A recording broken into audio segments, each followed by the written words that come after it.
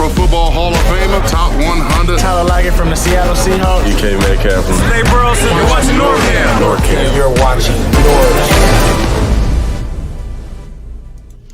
What's happening, everybody? Happy Blue Friday. This is NorbCam coming at you on this Blue Friday, 2 days before the big game, before the Seahawks Cardinals in the desert. But today we're going to do something fun. I haven't done this in a while. A Ask Norb Q&A in a long time. And I felt like it was kind of overdue. You know, I've had a chance to do some roundtables, taking some calls here and there. And I thought, yeah, it'd be kind of cool to do a show where I give everybody a chance to jump on, be on camera, talk a little bit, ask a question, have a comment, talk Seahawks, whatever the topic might be for about the next hour or so, and just see where the conversation goes. A little chance to get to know each other a little bit better. So if you want to be part of this, the show is streaming on, it's a StreamYard web-based production here. So if you want to join in, you got to go to the Discord, which I have the link in the description, and in there you will find the link to the StreamYard in order to join the show. All right, so jump on there if you haven't seen it already. It's at the top of the chat. Go to the Discord.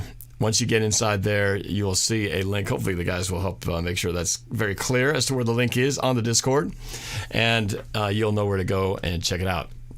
So I will take some, I'm going to, as usual, read through the chat, try to answer as many comments and questions you have on the chat as well. And whoever shows, we'll just kind of do this on a first come, first serve basis. And if we get to a point where nobody's really jumping in from Discord, well, I might just post the link here and look for it in the chat. So that is kind of what we're going to do today. I'm going to just jump right in here and let's see what kind of comments we have. Oh, and if you don't have a question to ask, feel free to just let me know where you're watching the show from. State and city and state, or city and country, if that's the case. So we're just going to jump through here. I want to say hi to Anderson Music. Thank you for watching all my videos. I appreciate that. David Gribb is watching. We've also got Jay Money in the house. Sea King, hi, Norb. Cookie Monster says, y'all seen what's been going off with KJ? What's the latest? I know KJ's been doing, he's been doing his radio show here. He's been doing a lot of appearances on platforms.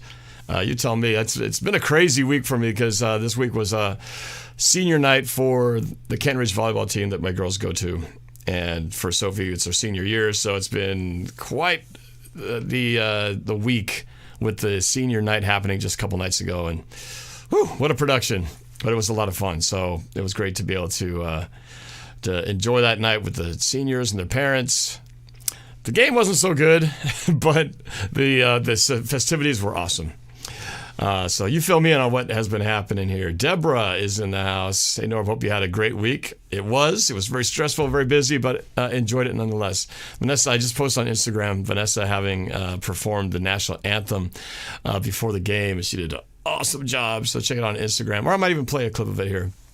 I played a little bit last night or yesterday on the roundtable show that I did, but maybe not all of you had a chance to see it yet, but she did amazing. It's first time ever doing it. No, she was really nervous. So let's see. Sea King 12's got a question. Do you think we should have been in the trade market? I was really not thinking we were in a desperate need of something. You know, you always feel like you could use some backup material just in case, because like right now, if everybody stayed healthy, I love the team as it's assembled right now. But what happens if one of Tyler Lockett or DK go down? What happens if Ken Walker Jr. goes down? All of a sudden, oh my God, So we have depth in some of the positions, but others, it's almost scary to think what would happen if this guy were out. So running back, right now, Ken Walker seems like a pretty durable dude who can take contact and is quick to run away from it.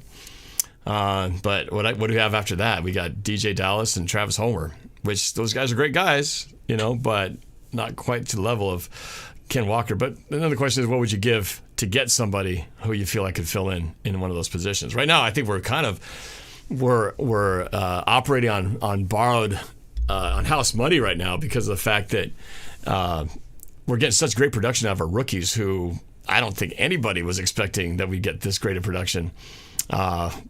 at least not from this many at the beginning of the season. So the fact that these guys are already starting and playing out of their minds, now we've got, that's why we were able to that's why we released Sidney Jones, because we had too many corners. And we still got Trey Brown, who's still trying to get back on the field, and he was our starting corner last year. So, so we've got all these different people who are kind of fighting for positions. So we have great depth in positions like that.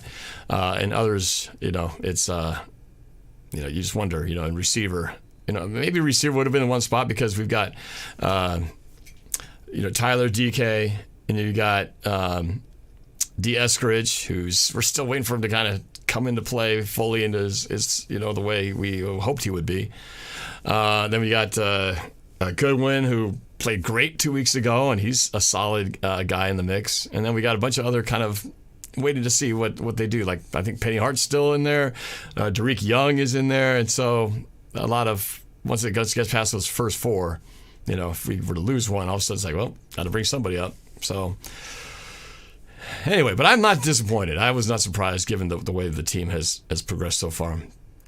Let's see. Next question. You think the Seahawks will play good defense against the Cardinals? Well, the biggest difference between the last time we played them 3 weeks ago and how they are now is that one big piece that they didn't have last time, which was DeAndre Hopkins. Now, I feel really good about our secondary, right? But they're still rookies, and so I don't know if they're going to how they're going to line up against the obvious target that Kyler Murray loves to go to.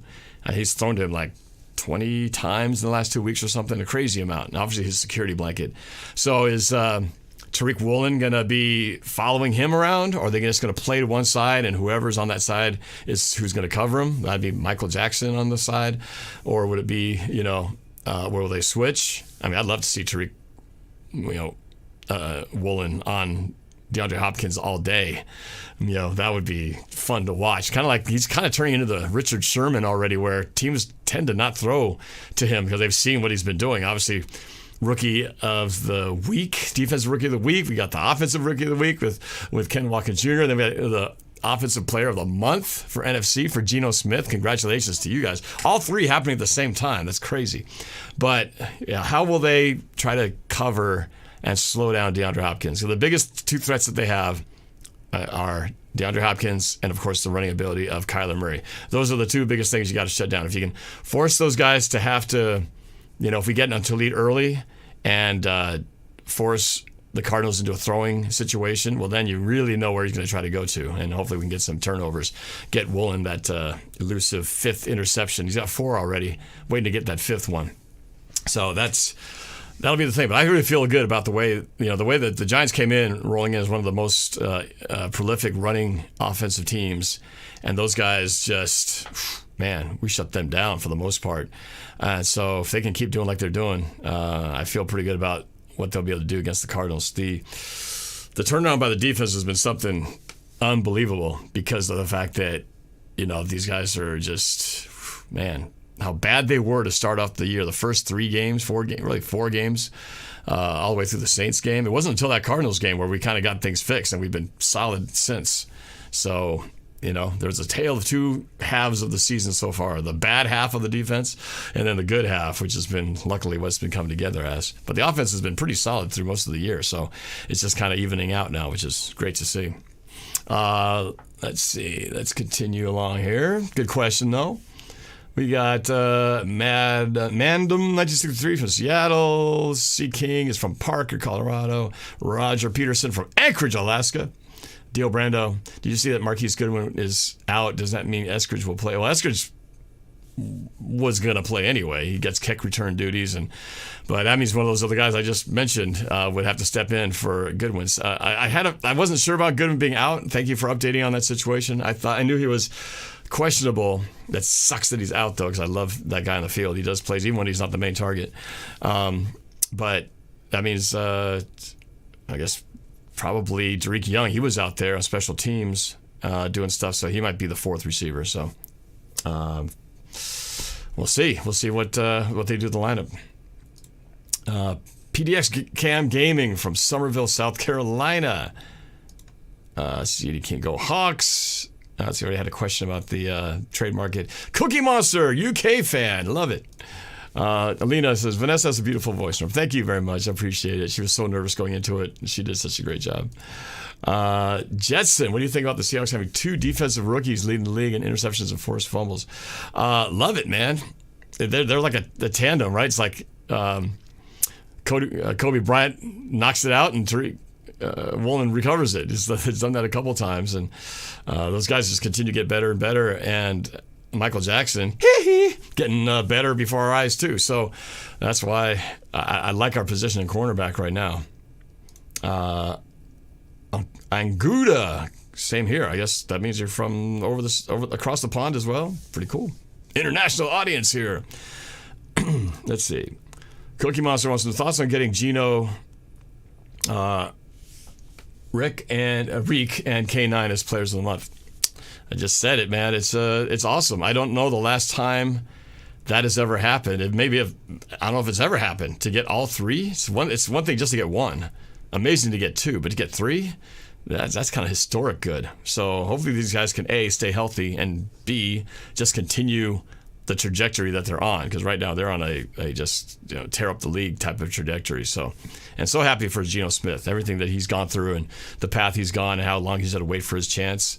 And for all of us who doubted him, including myself, who just didn't really believe he could lead this team in the way that he is, I offer my sincere apologies for doubting him, and I'm glad that the coaching staff knew what they were talking about, because clearly when they got rid of Russell Wilson, they had complete faith in Geno, because there was never a doubt that they were going to play Geno as the next quarterback going into this season. So I'm glad they stuck by their guns and did what they did, because it's amazing how great things have turned out.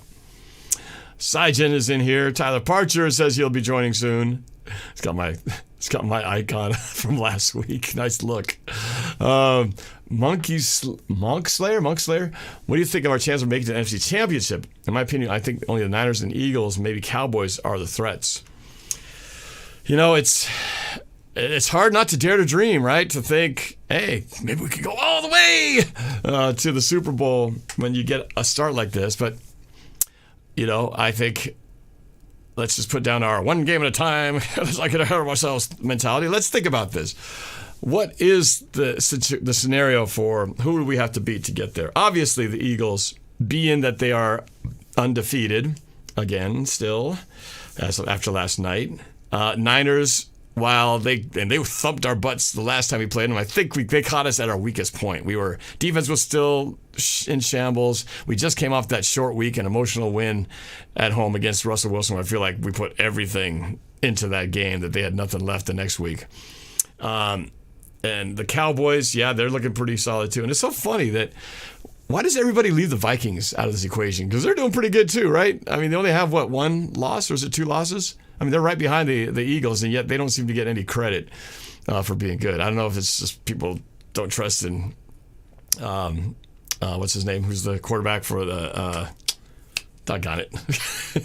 Nice blanket at old age. Help me out. What's the quarterback for, gosh dang it. You like that? You like that? What's his name? You know what I'm talking about? Let me catch up to all the names here. Shoot. You know what I'm talking about. The quarterback for the Vikings. No, I don't think people don't trust him. And that's why I can't remember his name, because I don't trust him either. But Kirk Cousins, thank you very much, Monk Slayer. They're good, though, man. They got a running game. They got Dalvin Cook. They got Justin Jefferson. They got a good tight end. I'm not sure, really. I haven't watched them close. I'm not sure how good their defense is, but they can put up points, that's for sure. So we're going to have to deal with them as well. So we'll see what happens as we go down the line. But other teams that we have to worry about, the Rams are kind of been not really themselves this whole year. Can they bounce back and be better? We're almost halfway through the season, 8 games in, got 9 to go. And can the Rams reclaim their spot back at the top of the NFC West? They just don't seem to have, I don't know, they're just missing something. But the 49ers look damn good. The 49ers already were pretty good, but then you add, what's his name, who they just got from the Carolina Panthers. Just that dude is just so multi-talented in everything that he can do. And then, they're not even fully back from all their injuries. So if you get a healthy 49ers team, man, I mean, those guys, they went all in to try to, to win it this year, giving up the draft picks to get that, to make that move in the trade. So I think they're going to be the toughest thing stopping us from, securing the West. And we got to play them again. That's going to make that primetime game matchup in December. Woo, that's going to be a hot ticket. If we can stay on course, I mean, that game's going to be Clash of the Titans, baby. It's going to be a great matchup. So I'm looking forward to seeing, hopefully, if we can stay on course. What's amazing about this is coming up here, I completely thought the Chargers were going to win. I did say with the Giants I thought would lose, and we'd beat the Giants, and I gave us no chance against Tom Brady and the Buccaneers. But all of a sudden, the Buccaneers, they don't look so good either. Just like the Packers having an off year, as well as the Rams. So now this game in Germany looks like we might actually have a chance of winning that game, a good chance of winning that game. So if we can win this one against the Cardinals, and the Cardinals are kind of they're in the bottom of the division, still struggling, and struggled at home recently too. We could find ourselves, we're 5-3 now. If we win Sunday, 6-3, beat the Buccaneers in Germany, be 7-3. And as we go into our bye week, 7-3 into the bye, man, that would be crazy. And then we go home and play the Raiders, who have been a big disappointment, and then we finally face the Rams in LA. So, man, I mean, we could be sitting there. We could be 8-3 by the time we face the Rams. And who knows how the Rams will be doing at this point. So, I like everything that's going on right now in terms of Seattle. If we can just keep it going, just got to keep this sucker rolling. All right, where am I here? Let's see. Question here. What was your favorite regular season game you've gone to in person? This is an easy one. It's always a toss between the two because obviously I got to put the Super Bowl win in New York, the first one. There's only your first time, and in winning the Super Bowl, we've only had one. So, of course, witnessing that history, that historic moment with my dad in person, got to put that at the top of the list. But in the second, I'd have to put really close is that NFC Championship game against the Packers, just because of the way it started and then the way it finished and the fact that it was a game that got us into the Super Bowl for the second time in a row. That was definitely my two favorite games. And there's a ton of them. There have been so many good games this team has allowed us to watch. But those would have to be my top two. Definitely the second one's more exciting because we just destroyed the Broncos in New York. It wasn't even funny. So it was funny. It just wasn't even exciting, really, in the sense that there was no thrill factor, like being nervous, like what if we lose this game? But we were losing that game against the Packers the entire time, and then all of a sudden we come from behind in miracle fashion. I mean, you just don't get to see that very often. So that was fun. And Gouda wants to know, do I play fantasy football? I had been. I took a year off this year just because I knew how busy it was going to be with all the kids' volleyball and all that stuff, and I just knew I wouldn't have enough time to keep up with it. So I took it off. I'll probably jump back into it next year. Riker Rockstar with the super chat. I got to scroll down way behind the comments here. Do you think, with the super chat, thank you, do you think the Seahawks will make the playoffs? If so, what seed? I put my little blue light in here so it'll light up when you guys super chat in. I think I'm going to go on a bold prediction here. I'm going to say I think the Seahawks will make the playoffs. I think they could win the NFC West. I'm going to say they're going to win the NFC West. Now, can they catch up? Obviously the idea would be to take the number one seed so you can take a bye and host the entire playoffs at home.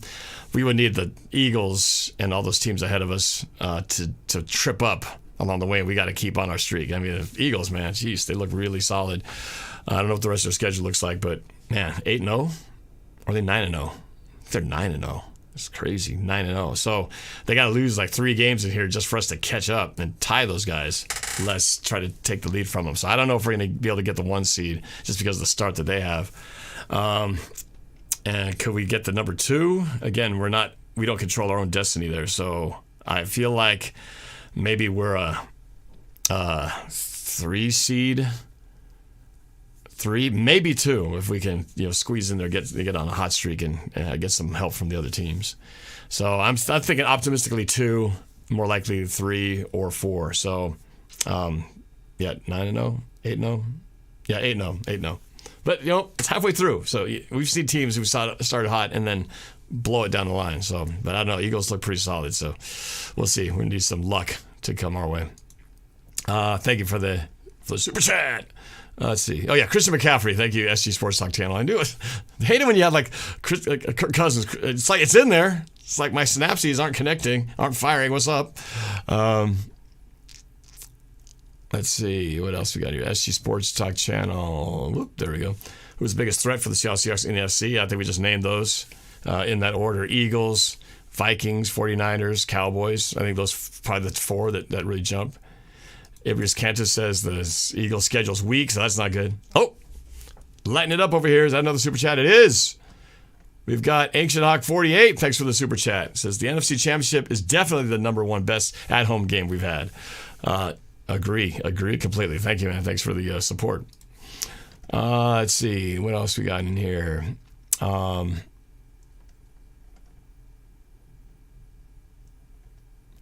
Going to Seahawks Martins. So how much has changed from your opinion on the Seahawks in the summer and your opinion on the Seahawks right now?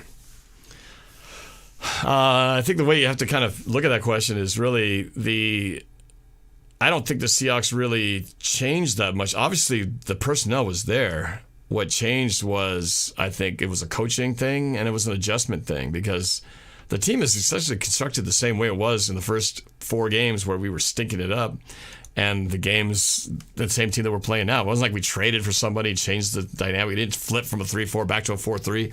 They just kind of got together. They had some meetings. They really tried to fix things. And they just got more disciplined, I think. And that's why I credit the coaching because the talent was the same. The difference is just the coaching, I think, and working together and the players being open to doing the adjustments they had to make. Let's see. Let's see. Dave Gribb's got a question. If you were to rank the Seahawks at the AFC and the NFC, where would you put the Seahawks at? I haven't gone through and done a full-on power rankings look at the entire league. But if I were just to guesstimate, I already put the teams I think are ahead of us. We got 3 teams ahead of us in the NFC. AFC, you got to put KC up there. You got to put the Bills up there. I mean, those 2 teams jump out as the 2 best teams in the AFC. Trying to think of anybody else who jumps out. All right, anybody else that jumps out from the AFC? Not really. Those 2 for sure. So I think we're top 10. Probably more like top 5 to 7 in the NFL right now. Is that what I would put the Seahawks? 5 to 7, 6, solid 6, which is good. I mean, that's playoff worthy for sure. Good question. Let's see. Let's go to going down the way. Catching up with all the comments here. Andra, who's also in here in person, says, in Game 17, if the LA Rams have won, then what if the Seahawks has been down where they have to rebuild? In Game 17, if the LA Rams had won, then what if the Seahawks had been down where they have to rebuild? I'm not sure if I understand the question. If we're talking about the end of the year question in Game 17, I'll have to ask Andrew. He's actually in there waiting to get on camera, so I will probably ask him to clarify that question. If the Rams are in a rebuilding mode, they're in trouble because they spent a lot of their drafts, a lot of their capital to acquire as many star players in that sort of what the 49ers are doing this year to try to sell the farm to win it now. And then the Rams right now are not looking very good. The 49ers, on the other hand, are looking pretty solid. So if they have to rebuild, it's like you have to rebuild without draft capital. And as the Seahawks found, the reason we're having this resurgence and this not having to rebuild is because we drafted really good. But in order to draft, you got to have draft picks. The only reason we had draft picks is because we traded Russell Wilson and got a bunch of players and a bunch of draft picks. We're going to have more draft picks next year also from that trade. So the Broncos are kind of hosed. The Rams are kind of hosed because they gave a bunch of draft picks. So if they're in a rebuild mode, which they will eventually, because at some point all these star players that they paid contracts to are not going to be able to stick around forever. And if they didn't, aren't able to continue, they obviously got their Super Bowl last year, so it's already kind of paid off for them. But moving ahead, yeah, they're going to be probably taking a couple steps back if that's kind of where they're at. So 49ers are kind of looking the same way in the sense that it's kind of this year or bust, because then it's going to be the whole who's their quarterback moving forward? Are they going to long-term Jimmy Garoppolo, or are they going to is Trey Lance the future? Clearly, Trey Lance wasn't ready to take that next step, and Garoppolo is the better quarterback. But what's the future beyond this year? Because at one point in the offseason, the 49ers management or coach said, yeah, we're moving on from Jimmy Garoppolo. Well, so much to believe in press conferences, right? Anyway, so we'll see what happens. Let's see. Daniel W. says, Geno keeps playing like this. What is your price point you would go for him next season? 30, 40 million? What would be the cutoff where we'd have to let him walk or tag? Man, I haven't even really given it that much thought. I've been so wrapped up in how exciting this is, because right now they're paying him peanuts compared to quarterbacks who are not even performing close to his level. But he's right now, Geno's got to be so on top of the world right now, because right now he's getting the chance of a lifetime. And it's like the Powerball lottery right now, right? It's up to $1.6 billion. You guys better go get a ticket. I think I might before the drawing tomorrow. And he's getting his Powerball moment right now, because he's basically investing in himself. Every time he gets a win, every time he gets a new accolade, this is more cha-ching for next year, because a sweet contract is waiting for him. If not from the Seahawks, from another team who's going to gladly take his services. So there's going to be a bidding war for Geno Smith next year. And will he stay with Seattle? Will he, is he going to do the hometown discount, or is he going to suddenly launch into that, like you say, $30, $40 million a year level, the Russell Wilson, Aaron Rodgers type salary, which... You know what happens when you do that? Suddenly your salary cap is just blown out of proportion, and you got to try to make it work with much less resources. So that's why this year's so good, because Geno is not on the books, yet playing like a level of a highly paid quarterback. So we'll see. That's why we got to cash in this year. This is the year that if we can go, that'd be great, man. If we can go deep into the playoffs, crazy to dream that if we could actually make a Super Bowl, and if the Broncos continue to play like crap, we would have like a high draft pick after being deep in the postseason, which normally never happens. But we're in a set position for something cool to happen for that this time. Let's see. Let me go to Tom Grossi. Dave Griff says Tom Grossi said number 6, had Hawks at number 6. That's what I said. Apparently Tom Grossi and I see things eye to eye. Let me go to the first person here on the StreamYard. Start getting some calls into the show. Let me go to the PDX Cam. PDX Cam, what's going on, man? Welcome to the show. Welcome to the show, man. How you doing? I'm good. How are you? I'm feeling pretty good, man. How could I not be? As a Seahawks fan, This is about as good as it could be, and better than any of us expected. So I'm having a great time. How about you, man? First of all, thank you for putting me in your prediction video. Oh, yes. My pleasure, man. It was trying to get as many people as I could. And it was incredibly hilarious. You were doing that funny dance, right? I love that dance. I should pull that clip up. Just like I did that like 20 minutes after I got off work. I literally straight up went home, ran to my room, closed my door, and did that in front of the camera for like 5 seconds. I thought it was awesome. That little... Whatever that dance was you were doing. Simple, yet there it is. I loved it. It was great, man. So thanks for sending that clip. Yeah, oh man, the Seahawks though, they have been extremely impressive, and most importantly, Geno Smith, who has been extremely impressive, a lot more than I think he was expected to at the start of the season. Oh yeah. And I kind of feel bad because I trash talked Geno Smith at the beginning of the season because I was like, oh, I know in years past he's going to be so horrible. They're probably going to have him start just because he's a veteran and he's been around in the game for a while. But if things don't work out, they're going to throw Drew Lock in. And I was hesitant of Drew Lock as well, given his time in Denver. Right. But after that first game against Denver, I was liking what I was seeing. And for once, that line wasn't getting a quarterback killed. Yeah. Yeah. And he was making great throws, and he was actually utilizing the tight ends, which is something I hadn't really seen very often over the last few years. And I think that's a lot of the reason why Jimmy Graham's prime was wasted, was because he was never utilized. Agreed.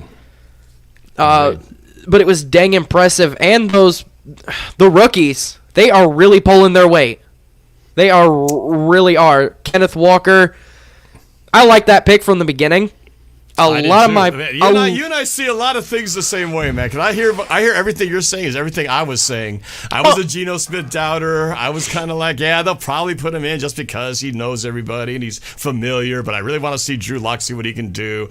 I love the pick of Walker as well. And in fact, I was already saying comparisons to Barry Sanders in the beginning. People were like, whoa, slow your roll, bro. We haven't even seen him play yet. I'm just saying, man. I looked at the tape of him. He was really good. And now he was really good at Michigan State. Real good at Michigan State. Well, because I have two buddies who are Packers and Titans fans, and they kind of laughed at me because this seems like such a Seattle pick, a running back. And we've done this before with Rashad Penny. Right. And I explained it. I called Kenneth Walker an insurance policy, essentially. That because he was a Chris Carson insurance policy. Really, we already knew Chris Carson wasn't going to be back. It wasn't officially announced. So I already knew he wasn't going to come back after the injury. The next thing was just too much to hope for. And then, we had to get somebody. But I also said, I talked to the fantasy football counselor. He had me on my show. He's like, man, what do you think about this Kenneth Walker guy? Because I just don't think that Rashad Penny is any good. I said, well, Rashad Penny finished the year good. He's going to be good, but he's going to get hurt at some point. I just knew it was too good to last. And sure enough, unfortunately, it happened. And then he was out for the year. And then that was it. Kenneth Walker was going to get his shot. And I was like, okay, this is what we've been waiting for. This is what I've been talking all about. And sure enough, he didn't disappoint. He comes right out and blows it up immediately. So he's been awesome to watch. Yeah, because with Carson, we knew it was a big rarity if he was going to be able to step onto the field again, especially after that neck injury. And with Rashad Penny, I mean, he's been injury prone since his rookie year. And I like Rashad Penny. At the time, I was excited for that pick, even though they laughed at me for that as well. And he ended off that last year really good. Like, he had, 7 touchdowns? That's why they drafted him in the first round was to get what we saw in the last quarter of the year last year. But I just was like, man, I just can't put my faith into 2 months worth of production to speak for the 3 years he's been here, because injury availability is the most important ability, they always say, right? And he just hasn't been available. And sure enough, it lasted how many games? 4 games before he came out? Is it that many? 3 or 4 games? It was about 3 or 4 before he got injured again. It's really sad because I think he's a good back, but what's great about Penny, he's like a mix of the two. He's smaller built, but the guy's got Penny speed with just like Marshawn type. With Marshawn's toughness and movement.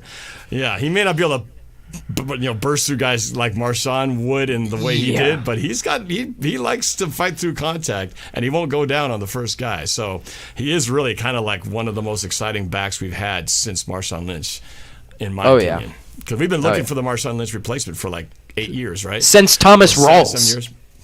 Since Thomas Rawls. And Thomas Rawls, we all know that it was the injury thing that ended his situation. But since we've had an established solid one, this is the best thing we've had. And I hope he stays healthy for a long time, because this dude is going to be setting records and lighting up the field for a while. We're lucky to have him. They were smart to draft him when they did, to prove those pundits wrong. Those secondary rookies have started to look good as well. I mean, first of all, just the idea that you would have a player named Michael Jackson and Kobe Bryant in the league but on the same team is incredibly hilarious. Yeah, exactly. The last time we had a cool athlete name, we had Mike Tyson. I don't know if you remember that. 2017, we drafted Mike Tyson. In my rap video, I said, Mike Tyson. That name is nice, and unfortunately, he didn't really play. So we didn't get to say Mike Tyson makes the tackle. Oh, what a hit! What a punch by Mike Tyson! It was just a name announced in the draft. We never really saw him. Yeah. So in this case, though, we got Kobe Bryant and Michael Jackson, and they're actually performing well and starting games, and that's awesome. Yeah. So you get the best of both worlds there. Tariq Woolen looking like a beast as well. Yeah.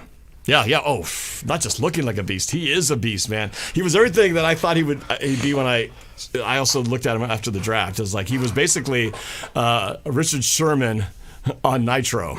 because he looks like Sherman. He's tall like Sherman. He's got a long wingspan like Sherman, but he's faster than Sherman. He's got 4.2 speed. I don't know what Sherman's speed was. He's probably like a 4.5 guy or something like that. But Sherman was just smart. He could use his length, and he knew how to read and predict what the quarterback was going to do.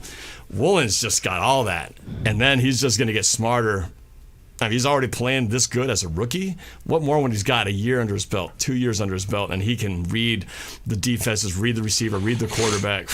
Man, it'll really come into play against DeAndre Hopkins. We're going to need that. Yeah, it's going to be interesting how they play that. Are they going to put him one-on-one and like follow him around, or are they just going to play the Seahawks have never been a team that really, even when they had Sherman, they wouldn't really necessarily put Sherman on one, like their best receiver. They would just line him up. And wherever they line up, the guy on that side takes them, But I don't know in this case, knowing that DeAndre Hopkins is his favorite receiver, and that's all he's going to throw to, maybe they do put Woolen on him and just say, "Good luck. Try to give it your best shot." Him and we'll get a pick here at some point. So let me bring some other guys here to the conversation. I know Coach Mesh has been here before the show even started. Coach Mesh from Discord, what's up, brother? How you doing, Norb? I'm excited, man. PDX Can got me all excited. One, with his dance, and then two, with all these points he's bringing up, man. I'm just, if we can keep this thing rolling, if we can beat the Cardinals and sweep them for the season on Sunday, and then go to Germany and win a game that I had not give us any chance of winning before the season started, all of a sudden, all the NFC greats are doing greatly horrible. Aaron Rodgers struggling, Tom Brady struggling. It's great for us. Rams struggling. These are the teams that you always assume are going to be at the top of the NFC and are clearly anything but that. So I'm excited, man. How about you? What's on your mind today, Mesh? So how would you change the prediction video from 8-9 to? Okay. Well, okay. So I predicted 8 and 9 in my schedule. I guess the best way I could do is let's look at it here again. So here's the Seahawks schedule. All right. There we go. Denver, I said we'd win, we won. San Francisco, I said we lose, we lost. Atlanta, we should have won this game. Doggone it. That one really still pisses me off. So we're 2-1, or no, 1-2 at this point. Should have been 2-1. I wouldn't change that. Detroit, I said we win, we won. New Orleans, I said we lose, we lost. I said we'd lose this game, so I would have changed this one, knowing what we know now.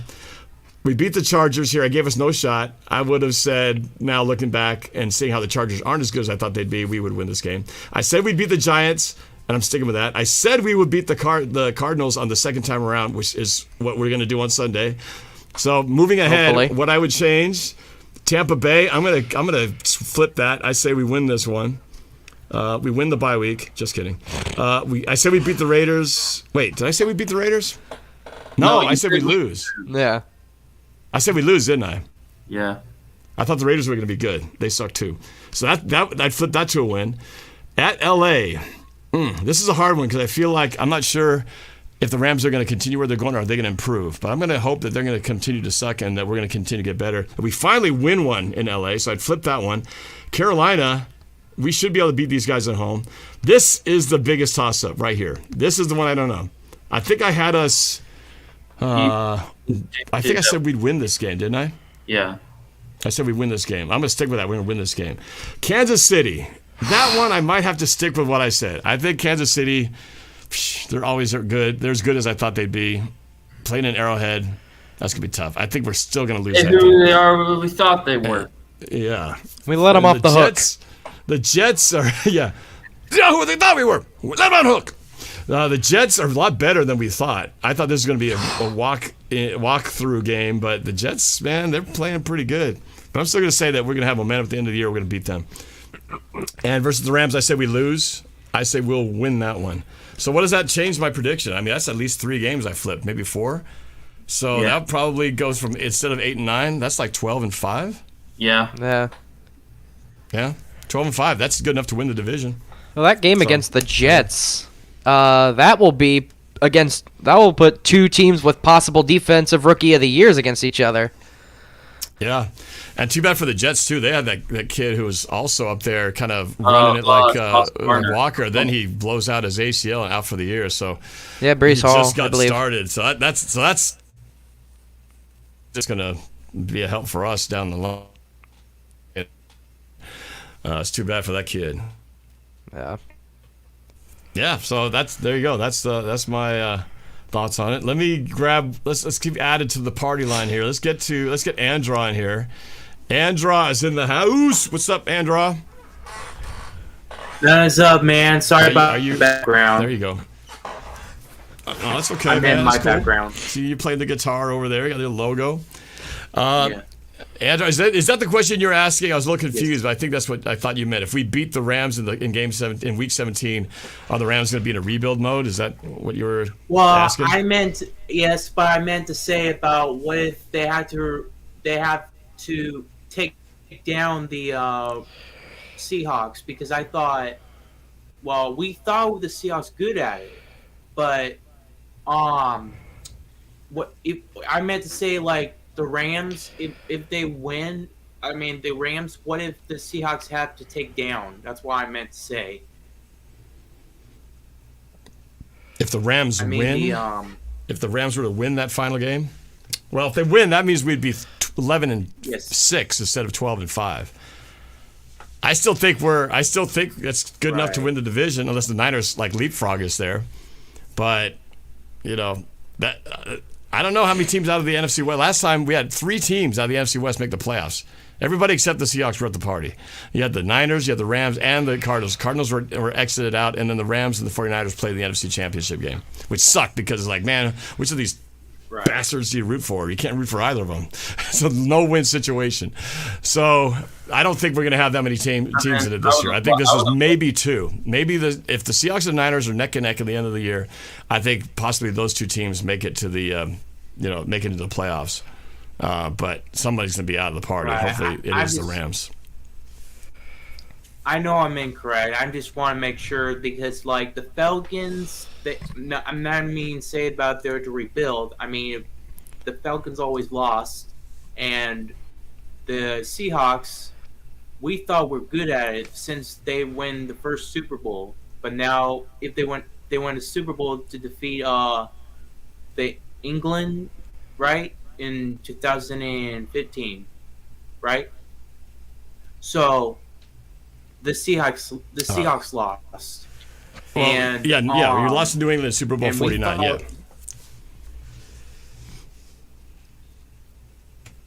Right. Yeah, that's why I meant that they always lost, man. Yeah.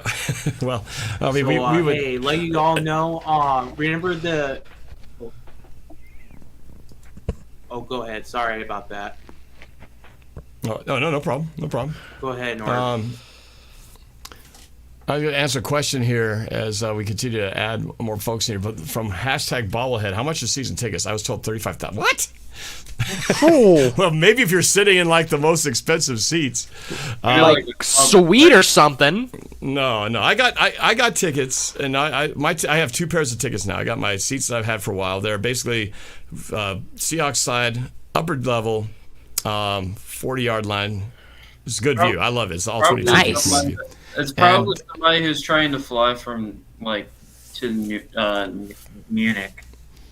I'm sure you could spend $35,000. It says season tickets, so that mean each game would have to be 10 games, give or take, depending on the preseason. But that's $3,500. Like I said, well, unless you're getting sweet level. There's just sweet level or up in the the charter seats. Even then, I don't think there's that much. So I don't know. Whoever's telling you that, they're trying to sell you a really bad deal. Hey, man, I get season tickets. Start at $35,000. What do you say? No, mine are. I spend it's a little over $1,000 per ticket, so a couple grand. Ooh. For 2 pairs for the pair, and the other pair is roughly about the same. So each game comes out to about $100, more or less, depending on which game it is. At least for me, and I've been a season ticket holder for a while, so I do have a little bit of a different price structure. I have a question. Yeah, who's that? Coach Mesh? Yeah. Yeah, what's up? So what type of game plan are the Seahawks going to have to do for this week and mainly the rest of the year? Well, I think we kind of talked about it. At least it's going to be different, obviously, with each opponent. But offensively, I don't think they got to change really much anything because right now they're really balanced with, running the football. The running game's going well. The passing game, Geno's continued to be efficient, minimizing his turnovers. And he just keeps hitting the open guy, right? They run out. I love them when they run out of 3 tight end set. And that's one of the things that we've been missing till this year.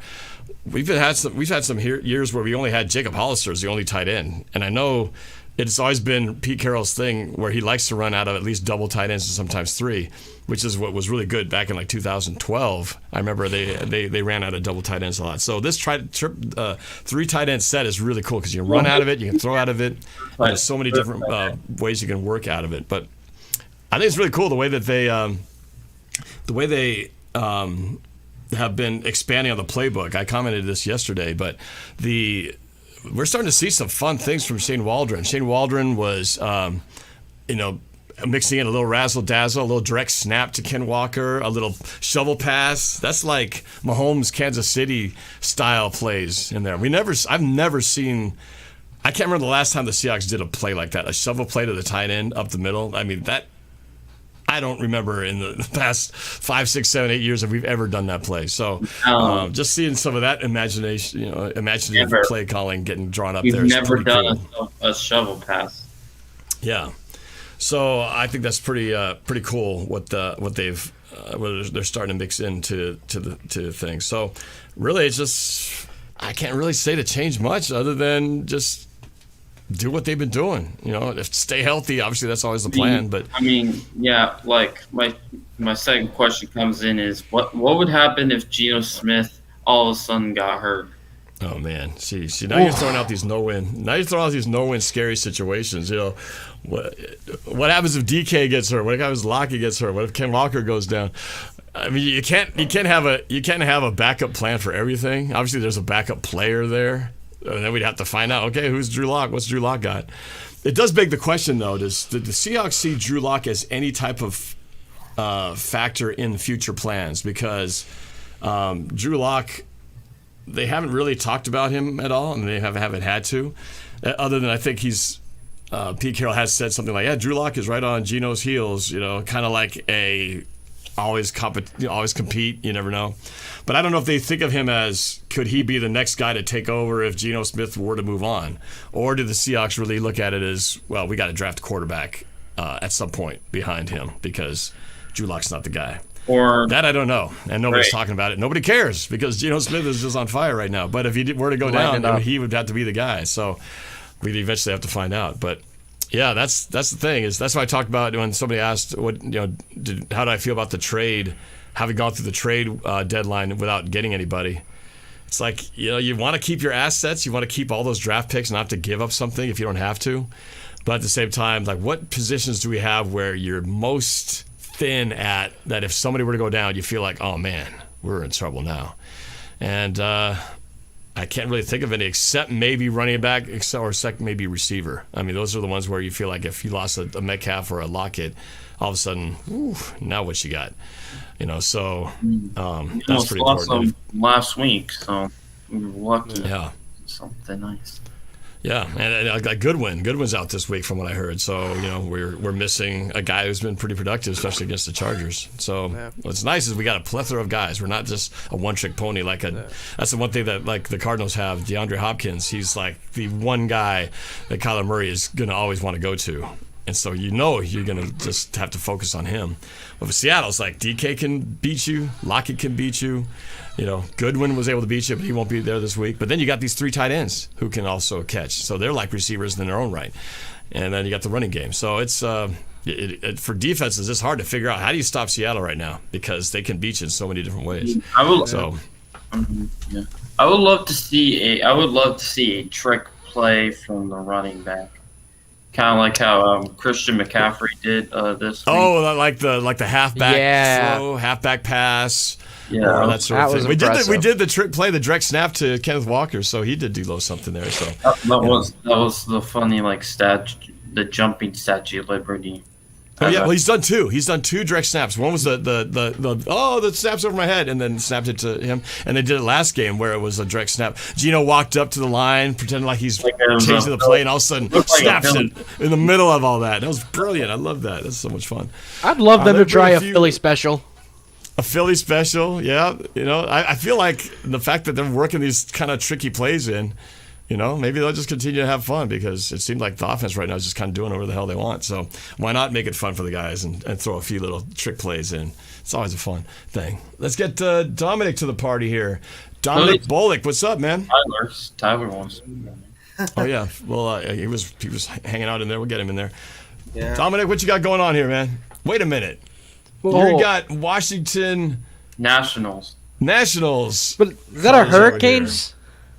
Carolina And Hurricanes. Is that what it is? Correct. Yeah. Okay. I don't know hockey. Oh. So I wouldn't know what jersey you're wearing. Is that Ahos? It's Sebastian Aho, number 20. Oh, okay. Okay. You lost me at hockey. Looks like Walgreens logo. So wait, you're not I see no green or blue in that picture. I see no green or blue. So I take it you're not a Seahawks fan? What the hell are you doing in here then, man? Oh, sorry. Just kidding. Welcome to the party, pal. Thanks. What's on your Thanks for mind? What you having got? me here. What you got? What do you want to talk about? About that Cardinals game coming up, do you feel like that offensive line could have the upper hand, like Geno Smith throwing good passes to guys like Metcalf or something?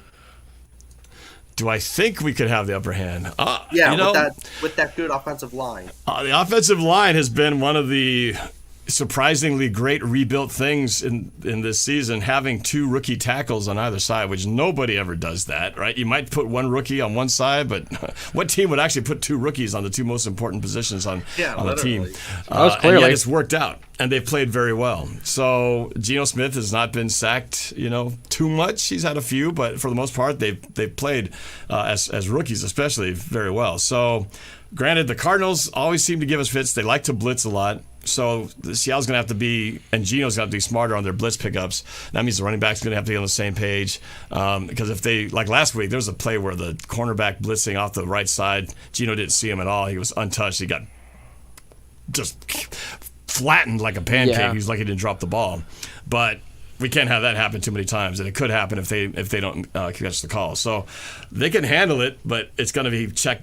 Geno's going to have to make that check at the line of scrimmage and make sure that he doesn't let things like that slide, or else he's going to, again, we might be looking at Drew Lock here if he takes too many hits like that. So, but yeah, I'm confident that they'll have a game plan knowing what to expect. We've already played those guys. We play them twice a year, so Carroll knows what they're up to, and they just got to keep playing their game and hopefully continue to run a balanced attack of run and pass, work the tight ends in, and if they could do that and just do what they've been doing, they'll keep this game.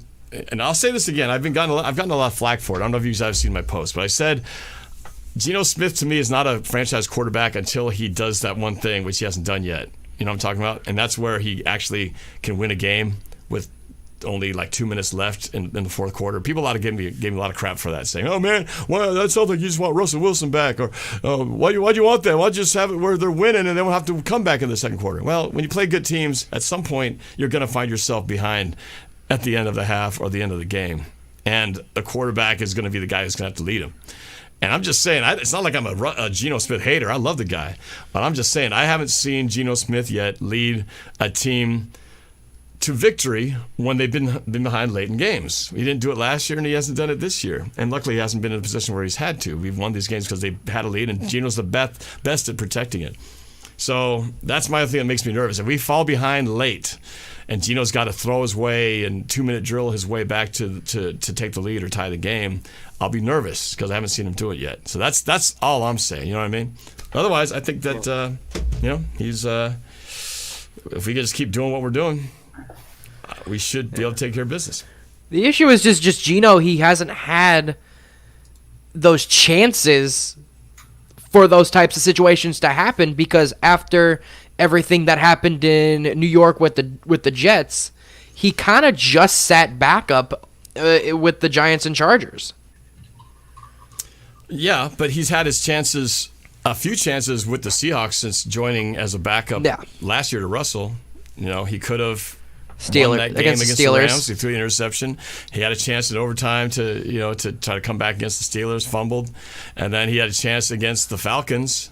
We were driving. We were so close to winning that game, and not that it was Geno's fault, but I don't know if you guys remember. There's a play. I think he threw a pass to a tight end or something. We got down to like the 9-yard line. I was like, oh, we're going to win this game. And then we got a holding call, and it sends it back to the 30-yard line. Yeah, And then I that screwed the whole thing up, and then that. Geno threw that horrible pick on 4th and long. He got sacked, and then threw a pick. So, again, it's not that I'm blaming him that it's his fault, but it just hasn't happened yet. I haven't seen it happen. He's had 3 chances in the past year and last season to do it, and it hasn't happened yet. But we're sitting on 5-3, and I'll take a lead. I'll take a blowout. I'll take a 2-score win and not ever sniff a 2-minute comeback if we can get through the whole season that way. I'll be just fine with it.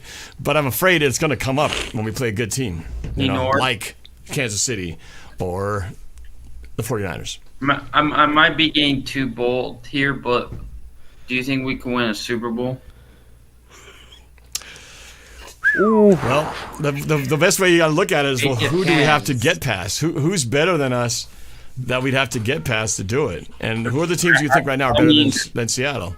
Kansas City and Buffalo jumps out to me. Buffalo, right? But, hey, if you're playing those guys, that means you're in the Super Bowl. So you don't have to worry about the AFC. You worry about the NFC. Who's better than us in the NFC?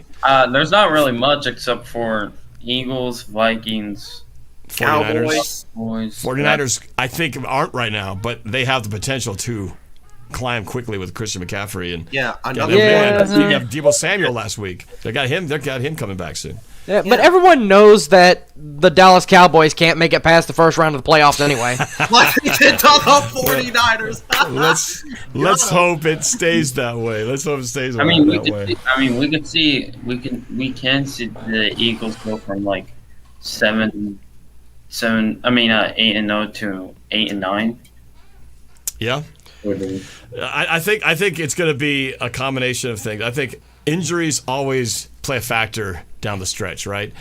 You could have a team like the Eagles; they're just flying high, and then they get one bad injury in a key position, like Brown, who's just lighting it up for those guys. Let's say he gets hurt, right? All of a sudden, their whole future game situation is going to be completely different. But that's the same with us. You can name a couple of guys, if they go out, all of a sudden it's like, oh man, we're screwed. So you just hope that doesn't happen. Gonna bring Tyler Parcher into the stream. What's up, Tyler Parcher? Just got back from doing a little family bowling with. I didn't bowl. I just watched my family bowl. I went with my grandma, my brother, and my uncle and grandpa. Sweet. Did you have dinner over there, or is dinner still yet to come? Well, we stopped at Wendy's and got something to eat. Yeah, I'm hungry too. Wendy's! Got to get a Frosty. Did you get a Frosty? No, I just got a drink. Oh. Now I get some fries. Frosties are the best, man. It's kind of cold out right now. Oh, yeah. No, when are you leaving out of town? When do you leave? Well, unfortunately, yeah, I was supposed to go out of town today. Well, there's still a chance it could happen. But what happened, we were supposed to go to Maryland for a college visit for Sophie, my oldest daughter. And then she got sick last night. She's feeling really bad under the weather. But we're trying to see if she can turn around. Maybe we still catch a red eye and make it there tomorrow. So, yeah, we're a little holding paddle. That's why I'm here. I wasn't supposed to be here. I'm supposed to be on a plane right now. But as it turns out, we may still try to catch one late tonight if she's feeling better. So we'll see what happens. Before you but that's catch the your red eye flight, Norb, I think you should do a man stream early before you have to go out. I don't know. We'll see, man. I haven't even packed my bags yet, so it's a quick trip though. But we'll see. Let me add Archie. I don't know how many people I can add to the stream. I think I can get like 8 people or something. We'll see how full the screen can get. We'll add as many as possible. Hey. Let's see. We got Archie. What's going on, man? You a Seahawks fan? Okay, yeah, Seahawks fan. You're wearing a Seahawks. All right. UK. All right. What's on your mind today, man? I was just wondering, how do you think Seahawks will do against Tampa Bay in Germany? And do you think you'll watch the game? Hey, you got a little accent there. Are you from? I did not hear that England? first. Are you from England? Yeah, I'm from England. Yeah. Oh, okay. What part of England? London. Oh, from London. All right. Well, Yeah. cheerio. Welcome to the show. It's always wonderful to have foreign viewers checking out my live stream. I appreciate that very much. That's a crappy accent. But Archie, I just before I went over the schedule, I was like saying, well, what would I change? Coach said, what would I change for my 8-9 prediction if I knew the Seahawks were going to be this good like they are right now? Well, I think this game in Germany, is completely flipped right now. I feel like not only do we have a chance of winning this game, I think we will win this game. And the other thing we have going for us is that Germany loves the Seahawks. I don't know if that's the same case in England, but for some reason, at least everybody that I've talked to, and from what I've seen, in the time when I went to London to watch the Seahawks play the Raiders, 4 years ago, the Germans' fan base is huge for Seattle. So I think that game is going to be heavily in the Seahawks' favor, which can only help the situation. But I just didn't expect Tom Brady to be this bad and for the Buccaneers to be this bad. But since they are, I feel like that all plays into the hands of the Seahawks right now, which they keep playing like they're playing. I feel like they have a chance of beating anybody, and I think they will beat them in Germany. I wish I could go to that game, but my daughter's volleyball, the real reason I didn't go to Germany is or change my plans of going there is because my kids' volleyball playoffs would be taking place on the same weekend, and they had to win.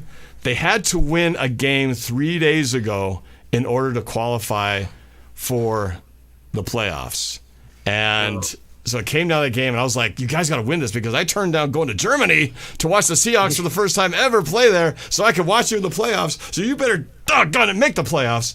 So I'm going to play this right now. I'm going to show you this is what happened. This is what happened a few nights ago.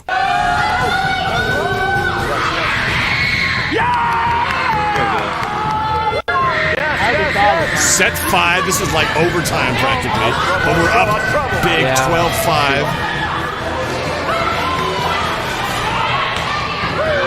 There's a score right there, 13-5.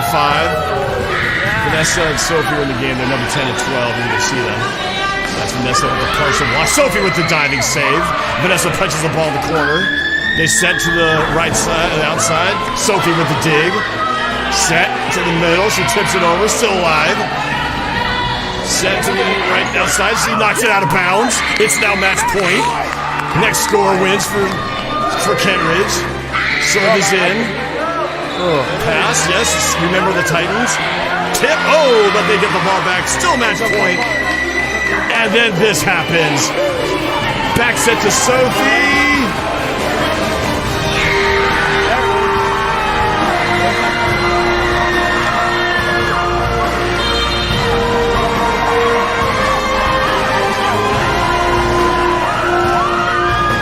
There you go. So that was our triumphant moment. It was very exciting.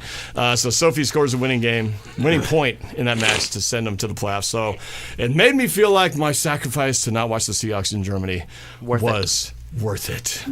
And I've been loving every game we've gotten to play. Play that too. What's that? The national anthem. You got that on clip too. I do have that. I might play that in a little bit before we sign off. I remastered it. I just put on Instagram a nice recording of Vanessa singing the national anthem. Let's see. We got SG Sports Talk channel, but his camera's not on. 49er fan. I wonder, do I dare bring a 49er fan into this chat? That's opening Pandora's box, Norm. It's bringing a virus into the beehive. Pandora's box. It's like bringing COVID into the United States. Do you want to bring SG Sports Talk into here? Well, let's see. Let's see if he goes on for the hell of it. Let's see. SG Sports Talk channel, you there? Hey, Norb? How you doing? What? You don't even want to show your face? What? You too scared to show your face in a Seahawks chat room? What's up? I'm scared to show my face in the Seahawks stream. You should be scared. I'd be scared too, but here I am. No, what's up, man? What's up? What you got? Hey, how you doing? Who are your top 5 Seahawks of all time? Who are my top what? Who are your top 5 Seahawks of all time? Jeez, wow. That's right to the woo. All time. All right. This is just without any kind of rhyme or reason. Cam Chancellor.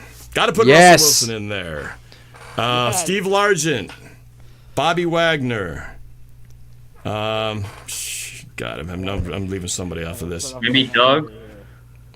Doug Baldwin, yes. Now, they could be debated. There could be a lot of guys mixed in there. Even Earl Thomas could be mixed in there. But there you go. Those are my top 5. There you go. That's what I'd say. Underrated Jermaine Kearse. Jermaine Kearse. You know, he was one of those guys that, you know, he was clutch at the right moment. He could be having like the crappiest game, and he would come up big at the most surprising times, like in that NFC Championship game. Yeah. SD Sports Talk channel. I got to ask you a question. So, How do you feel about your 49ers? How are they going to finish in the NFC West this year? Because you guys are doing really well. CMC looks damn good. You haven't even got Deebo Samuel back. But how do you feel about your likelihood of getting back to the top of the NFC West and trying to leapfrog Seattle? Hello? He's gone. He put his mic off. Yeah, it's muted. Well, Yeah, okay, I guess he Can doesn't you have hear the us? balls. Guess he doesn't have the balls to answer that question. So, Walter then Jones. the I did leave cojones. Walter Jones out. I did leave Walter Jones. Orlando Rocha says, you left out Walter Jones? Yeah, you're right. I can't leave out Walter Jones because he's one of those ones. People always forget about the linemen, right? Linemen are always so overlooked. Walter Jones was one of the best. You know, he only had Steve Hutchinson. less than 20 holding penalties his entire 10-year career. That's crazy, right? That's like one hold a year. We get I remember Jermaine Ifedi with 10 holds in one game. It's like, man, I miss Walter Jones. Or Worst pick ever. what was it? Okun. Russell Okung. Oh, yeah. Russell Okung. You know, in Super Bowl 49, people don't really talk about the play. They talk about the play, but they don't talk about the play before. But Russell Okung holds his block for 0.3 of a second longer. Marshawn Lynch is in the end zone with a rushing touchdown to end that game. If Russell, you held that block for that much longer, he's in there. Anyway. I'm playing a game. Look at this. What's it that? You playing Madden? Is that what you were playing? Yeah, I'm The playing Madden? It the is game Madden. that we won yesterday. Oh, nice. Oh. Are you losing 50-0? No, I just started. Oh, okay. Oh, well, you can still find a way to be 50-0 with 1 minute into the game. Hey Norb, I have a Get very that Xbox important Series question. S so we can play then too, because my birthday is next week. Oh, that's right. It's coming up. Nice. Ooh, Coach Mesh, what was the question? Early Very birthday. important question. A very important question. What is it? Yes. Thank you. What is the bye week? How is the bye week gonna set the season as far as injuries and gameplay? Gameplay. Well, I mean, right now we don't really have. I mean, Goodwin's injury. I don't know how what his situation is. We don't have a whole lot of guys. We're going, man, we're gonna be fine once we get blah blah blah back, right? I mean, everybody's in pretty good shape right now. The guy, like having Travis Homer. Man, I think I'd rather see Austin Blythe. I think that. Oh yeah, Austin. Yes, Yeah. you're right. I totally forgot. You know, and that's with Fuller coming in at backup at center early in that game. It's like I forgot that he was out. He played so well that there wasn't this sudden drop off where you're like, oh man, all of a sudden the line looks like crap because our starting center is out. But it would be nice to have him back in. But that was credit to Fuller for stepping in and just doing a seamless job of filling in, which is great. So hopefully, we get him back healthy and Goodwin healthy. But no, I can't really think of anybody. Maybe have Trey Brown. Trey Brown's been trying to get back. But we kind of got a traffic jam of players at corner right now, so it'd be great to have more, just in case something happens, So we'll see what happens with the games to go. But yeah, the bye week seems to be sitting at a good spot. I mean, if we after this game and then we do the Germany thing, and then it'll be a well-deserved rest after that game. It's gonna be a long time we see a home game, man. It's like the next game is against the Raiders, and that's till after Thanksgiving. So we got this long stretch of no home games for a while, and then we just have them piled on at the end. Oh yeah. Christmas Eve. This is a home game. No, it isn't. My bad. No. We're not home till Raiders come on the 27th of November. So we have to wait a stretch of 3 weeks until we get a home game. When's your special thing with Sam Dog? Yep. Oh, the beef jerky game where Sam Dog and I always meet up before, and he brings me the special beef jerky treats from Stewart's Meats. We always do that right before Christmas. So the Christmas Eve game is actually in Kansas City. So the game will be that big one, that Thursday night game, prime time against San Francisco. So I'll be chewing and chomping on some beef jerky for the San Francisco game. That'll be a good one. That's going to be awesome. I wonder if they might flex some of these games in. The Seahawks only had 2 prime times this year. That one that we're talking about, and the one obviously against Denver. But of games that they could flex that might be of interest, maybe the Kansas City game. Right now, that's a 1 o'clock game in Kansas City, 10 o'clock a.m. That could be a game that if there's like playoff implications of KC and, wouldn't KC Seattle be a good primetime game to watch? Well, the last time we played them was in 2017 in the regular season. 18. Or 2018, yeah, and we beat them then.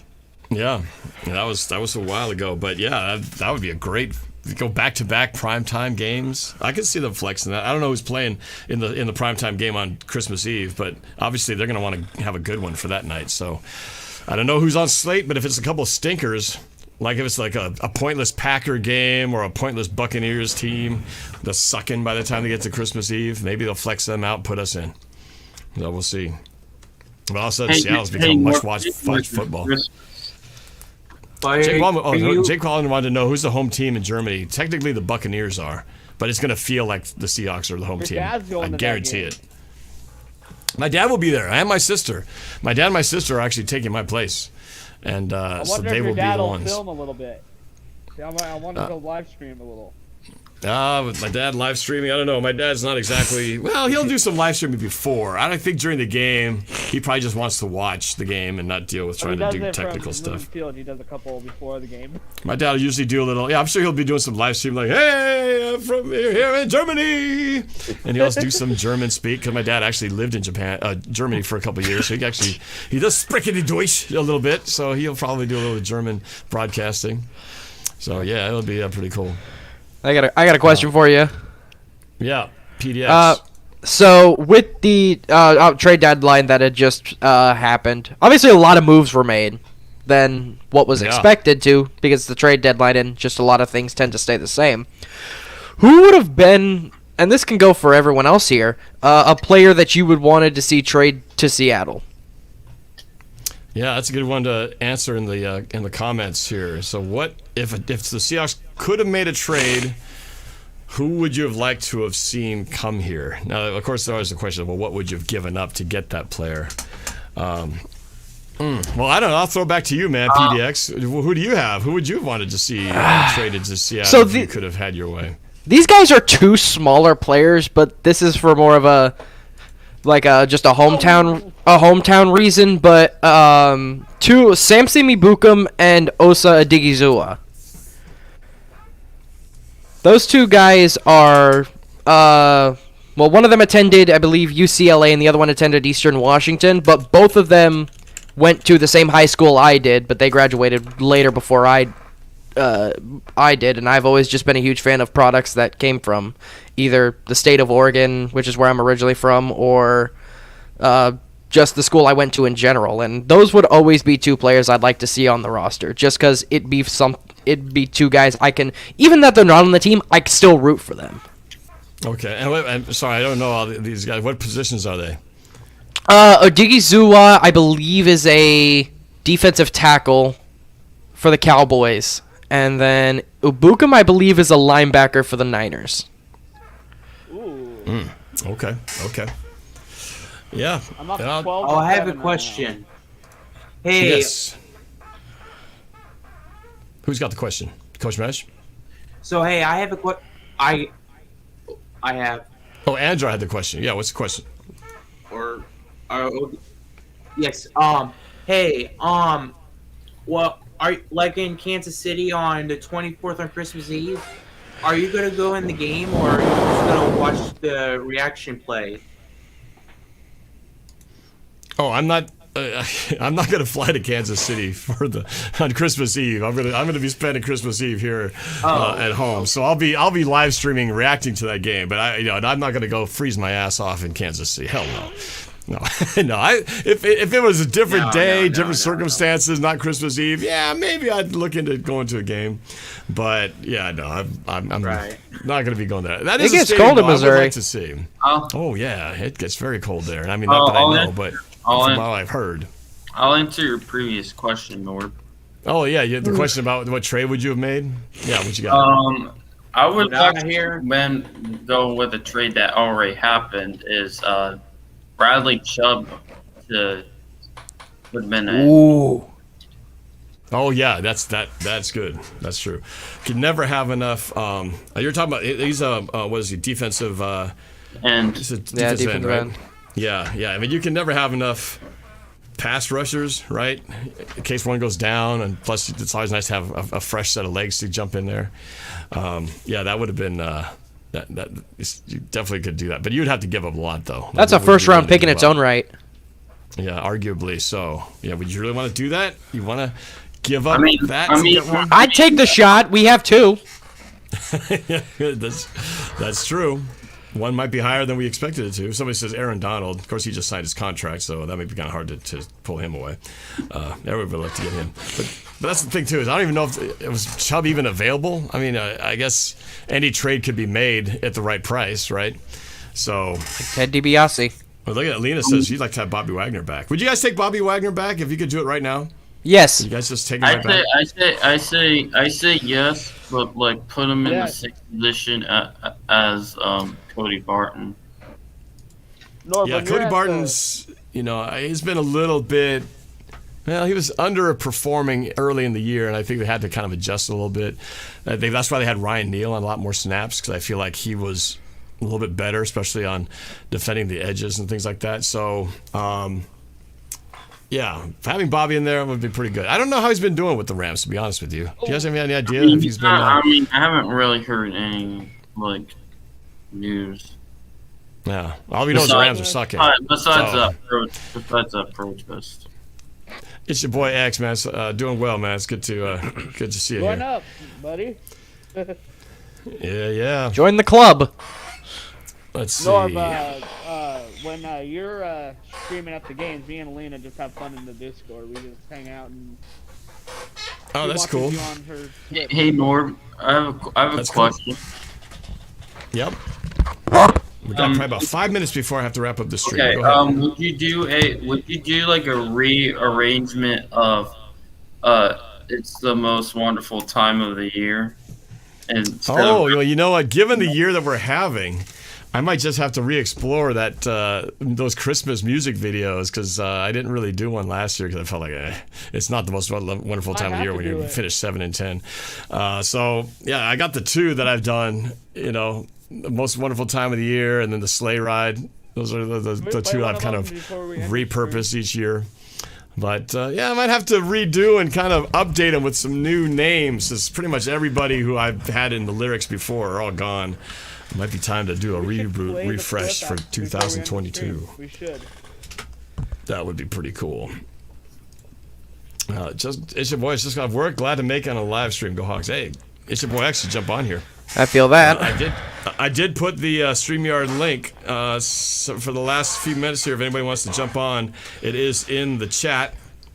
So click on it if you want to jump on for a quick minute, and we'll see what else we will talk about before this game's over. Do you remember? Do you remember when I said that I can't remember his name, but in the draft lottery, when we were talking about the draft of Boye Mafe, and I said that he was going to have under 4 sacks. I kind of remember now that you're bringing it up. Under 4 sacks for the year? Yeah. And how many has he had? Has he had any yet? He's had 2, I believe. 2, right? So basically, are you saying the 4 was the over/under? Are you taking that back now?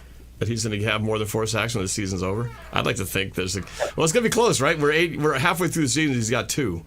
So if he keeps his pace up, he would have exactly 4. So I guess that's what you're trying to say, that you're like Nostradamus smarty pants over there, right? Predicting how many sacks he would end up with. Well, I said he wouldn't have under 4, and I was saying, under. So you actually sold him short. Remember, I was talking about that he should play more of a pass coverage linebacker than a pass rusher. So do you still stand behind that, or do you think they're using him correctly? I still stand behind that. I haven't seen anything that Boye Mafe is bringing to the table. Yeah, well, the pass rush is starting to heat up a little bit more now. So I think they're still figuring some things out. That'll be interesting to see if he can get 4. 2 is not too bad, but you'd like to see a little bit more out of that position. I mean, that's what they brought him in for, was to at least my understanding, was brought in to put pressure on the quarterback, and 2, not as high as you'd want it to be. But then again, I don't think anybody's really as high as you'd want the pass rush to be yet. What do you think of what do you think of Clint Kohlenberg, our defensive coordinator? Clint Hurt. Yeah, Clint Hurt. What do you think about him compared to Ken Norton Jr. these past years? Oh, excuse me. Well, we started out awfully similar the first 3 or 4 games. I was like, oh my God, this is like Ken Norton Jr. all over again, where we start in worst and then finish in first. And we started last again. But this time, though, they seem to turn around a lot quicker.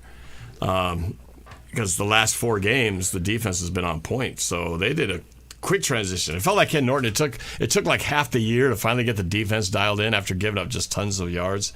But this time, it seemed like they got things fixed pretty quickly, which is good, because if we'd kind of continued on this path, we would have been big trouble at this point of the year. So I don't know. I guess right now I feel like Clint, given what he's got to work with so many rookies, I mean, you got to give him a lot of credit for getting these guys to, especially the new guys, performing at the level they are, especially in the secondary. I don't know if that's a Clint Hurt thing or that more the secondary coach, but whatever they're doing, they're doing pretty good with a lot of new guys in there. So I feel like the coaching has been better than even last year. So I think it could be alignment, or it could be just a coverage on what they're choosing.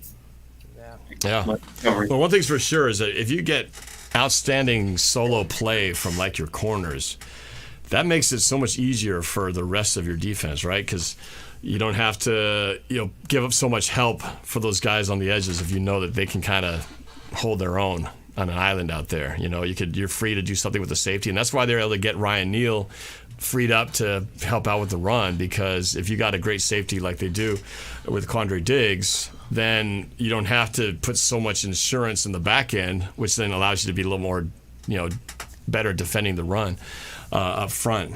And so I think that's a huge part of it. Plus, I feel like in the beginning, I felt like Quandre Diggs, he was missing a lot of tackles. I felt like he was out of position a lot, taking bad angles. I thought, man, Quandre Diggs, he was, I've always been a fan of his, but I felt like he was not playing that great at the beginning. But I felt a little bit almost like Quandre Diggs was trying to do too much. You know what happens is when your team is struggling, you almost feel like, those guys aren't getting it done. I need to help out more. I need to stop just playing my position and maybe cheat over and try to do more. And I think that's what happens. You start getting out of your gaps. You start getting out of your position you're supposed to be in, and it actually ends up resulting in bigger negative plays. So I feel like he was trying to overcompensate for the issues we were having in other positions. But now that they kind of got things dialed in, I feel like they're just all playing the position they're supposed to, which is a much more disciplined situation. You know what I mean? So, hey Norb, do you got time for those Sing-alongs that have to catch up? As we wrap up here, let's see. Well, where are we at? When was the last time we did one? It was a while ago, right? The last time we did one, we need to start on 50 cents in the. I have to do 50 cents in the club to what is that? Family Affair.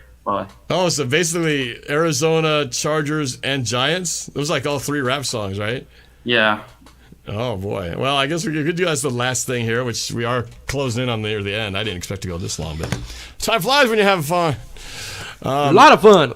Yeah, a lot of fun. So, hey, you guys, give me your. I did my score prediction yesterday on my show, and I'll remind everybody what it is.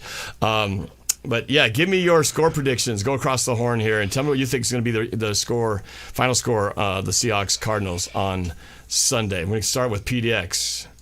I think it will be a close game, just because these division games always are. I think it's going to be 27-24 Seattle. 27-24. That is close.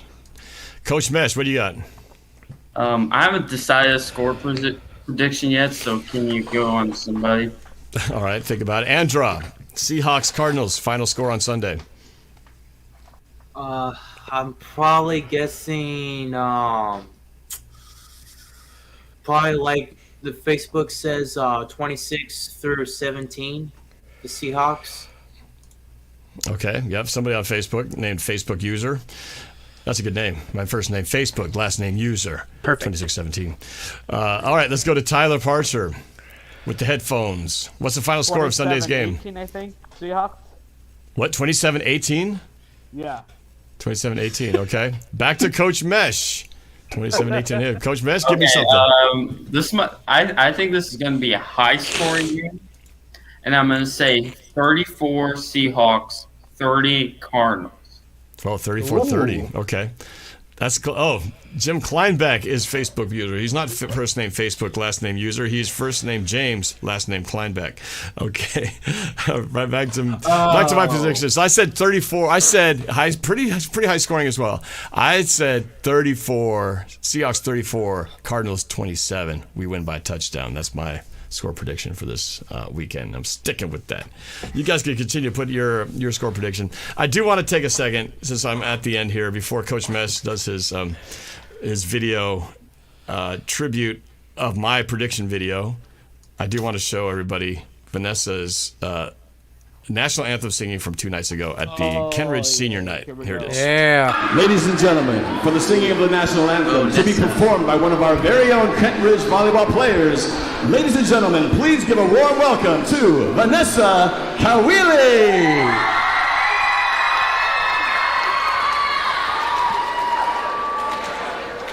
Oh, say, can you see by the dawn's early light what so proudly we hailed at the twilight's last gleam, whose broad stripes and bright stars through the perilous fight o'er the ramparts we watched were so gallantly streaming, and the rockets red glare, the bombs bursting in air, gave proof through the night that our flag was still there.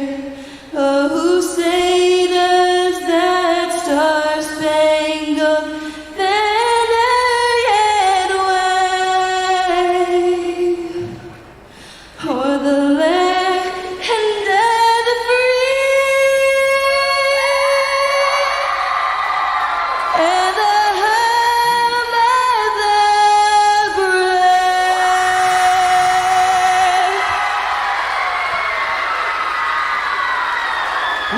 brave. There you go. Yeah. So proud of her.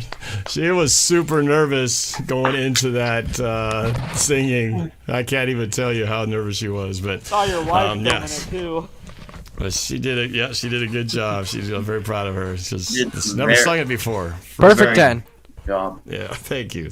Wow. I taught her everything she knows. Good experience. No. Bless for her. That's Ron her Duff, gift. thank you for the compliment. Says loves her daughter's singing. Hope you won. We'll watch soon. I have a dinner to get to. All right, thank you. She was amazing.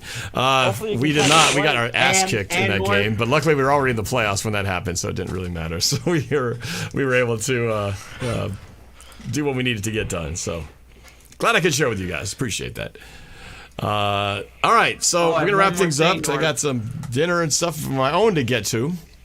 So let's get to Coach Mesh, who is going to do his tribute to my music prediction video from the games that we haven't done yet, which is basically the Cardinals game, the Chargers game, and the Giants game. So 3 songs to get through. No, 4 songs. Including 4? 4. And the upcoming Cardinals game? Oh my gosh. Yeah. Boy, it's I don't gonna know be. if we can do it. We'll All right, see. well, here you go. We better get going. Here we go. So Coach Mesh with his 4-song NorbCam prediction music video tribute. And you're up. Looming, man. The car's on my mind. Cal Murray's in a hurry. Got again from behind. Pace got light the field. He's into the flow. So's J.J. Watt in the line. They're ready to go. Arizona's on roll. Cars on the run. Marquise Brown, AJ Green. That don't sound like fun. Our rookies to the test. Abe Lucas, Charles Cross. I hope our quarterbacks don't ever get mossed. Charge so hard I feel rated. Austin Eckler, he like carries. Justin H, Keenan A, Mike Williams on race safe. Kobe Bryant, Boye, Michael Dixon MVP. Al Woods, Jay Brooks, Jamal Adams, and Quandre. Ball so hard the Chargers won't charge us. That's so crazy. That Boye, that Quandre. Time to get away. This name, God, get in the game. Still stuffing the D, still up with the DJ. Stumping the G-Man. Still rock my jersey with the hair and the green. Still got love for streets, rapping blue and green. Still the drum bang, still doing my thing. Since Russ left, ain't too much change. Still, I'm representing for 12s all around the world. Still. Picking up poems with the looming crowd. Still taking the time for prediction bid. And we still got love for Seahawks. It's story still. On 12s, we gotta get on up. Cause you know we gotta get it crunk. Mary J. Gerald G's in the spot tonight. You gotta light it up, alright. Light it up, alright. Let's get it on revenge upon her in this mausoleum. Hawks got y'all. And so you got to scream for me. How about it in Jamal Adams in this mausoleum? Let's get it up and cremated. So just scream for me. In this mausoleum. We got one. Was that it? That was it. That was it. Oh, that was good. Hey, all right. Woo! I got so caught up in it. I was like, we got MC Coach Mesh over here. MC Mesh.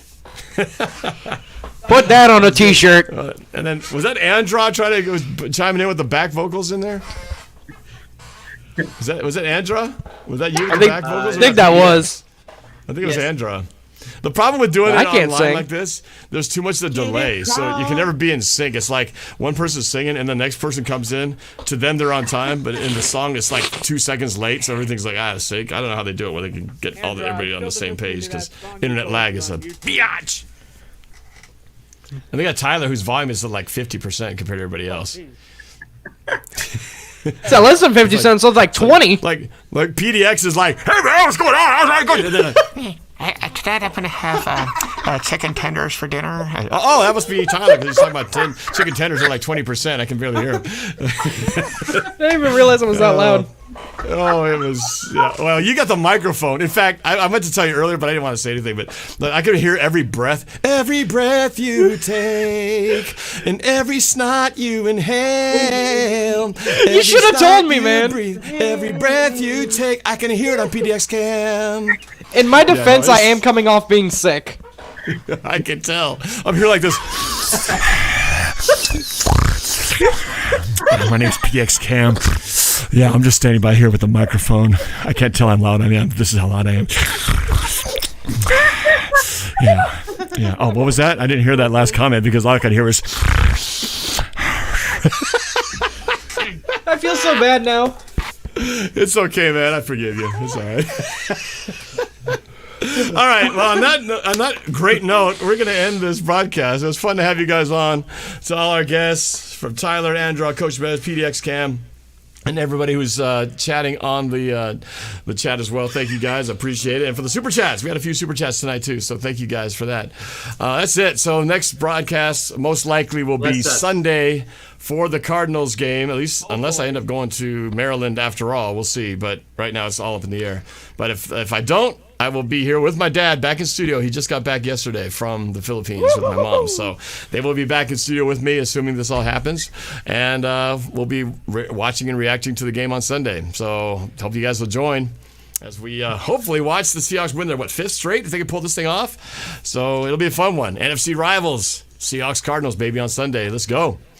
Talk to y'all later, guys. Have a great weekend. Go Seahawks, baby. Go Hawks. Woo! Go Seahawks. Go